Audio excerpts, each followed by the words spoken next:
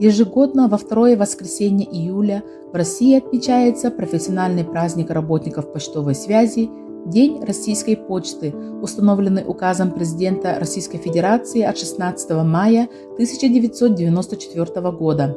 История Почты России насчитывает более 1000 лет. Русская почта является одной из старейших в Европе. Более 3 миллиардов писем, посылок, печатных изданий проходят каждый год через почтовые отделения страны.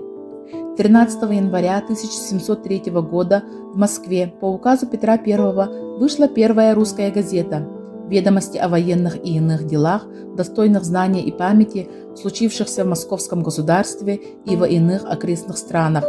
Первоначально газета не имела постоянного заголовка и не имела постоянного формата, тиража и строгой периодичности выпуска.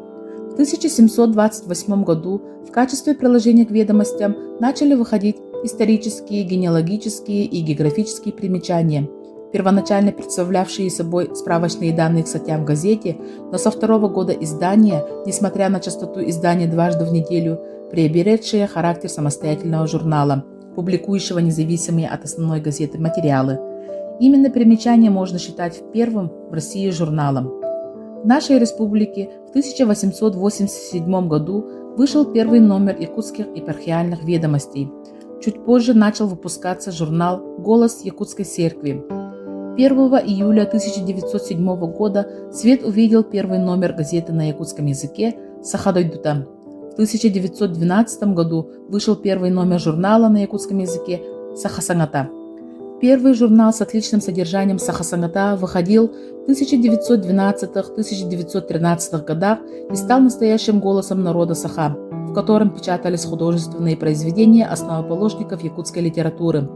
Не будет преувеличением сказать, что издание первых газет и журнала на якутском языке является точкой отсчета для якутской литературы, ведь именно они вдохновляли первых якутских писателей на создание оригинальных художественных произведений на родном языке.